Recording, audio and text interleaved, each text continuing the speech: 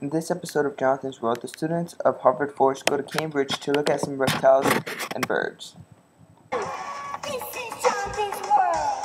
This is Jonathan's World. This is Jonathan's World, 'cause this is Jonathan's World. This is Jonathan's World. It's Jonathan's World. Where are we? We're in Jonathan's World. Well, welcome everyone. My name is Martinez. I'm a curatorial assistant here, and what I do is I help catalog specimens that come in. And this place, you've probably already been told, started in the 1860s during the American Civil War, and we were getting collection specimens then, and that's continuing on to this day. And he still makes trips down to Mexico. And actually, the director of the Museum of Comparative Zoology specialty, he's described at least 10. This is a Madagascar boa here, and these are all different types of boas and pythons. This is an Australian python. These are, let's see, Python Curtis. This is a blood python from Southeast Asia. You see that they're sort of like snake teeth in that they hook into the rear. And these are the monitor lizards that haven't over the years, these have been moved down. These are a couple of our sea turtles here. This is a Ridley's, and this is the type specimen for this particular animal here.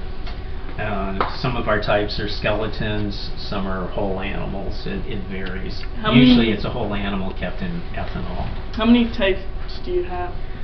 Thousands of them.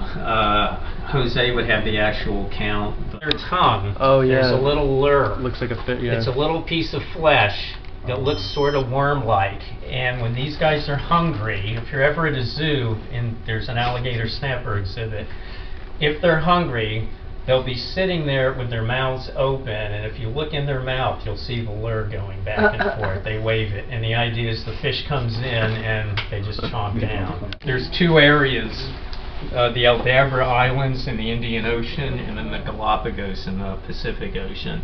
And those are the two areas where you really have, excuse me, the big land tortoises. So they don't have flippers, they have these what's called elephantine, or elephant-like limbs, big claws on the bottom, and it just goes straight down. And these guys are strong enough to lift themselves up off the ground. We did a study on all the alligator skulls in history museums, and this turned out to be the biggest one they could find. Wow. So this is an American alligator, and it was probably about 12 feet long. Oh, dang. So that's what the lower jaw would have been on this particular one right here. You get half your body in there. Probably.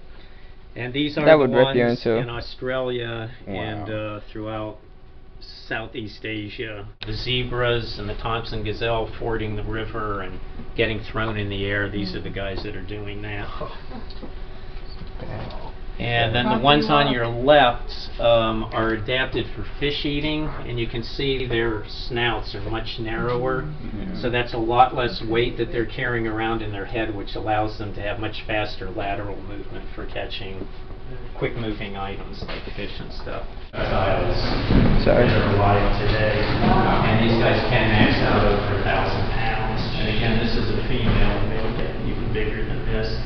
But these are so big, this is one of the few reptiles that can be considered to be warm-blooded.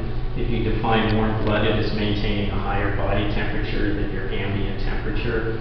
In their throat, because they're made diet of jellyfish and soft-bodied marine creatures. Penguins.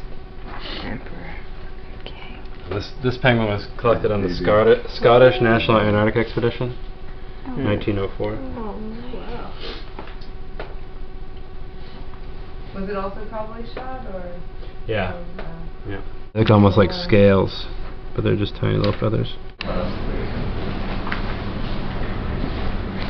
Yeah. That's what happens after you eat the cereal. Oh, wow.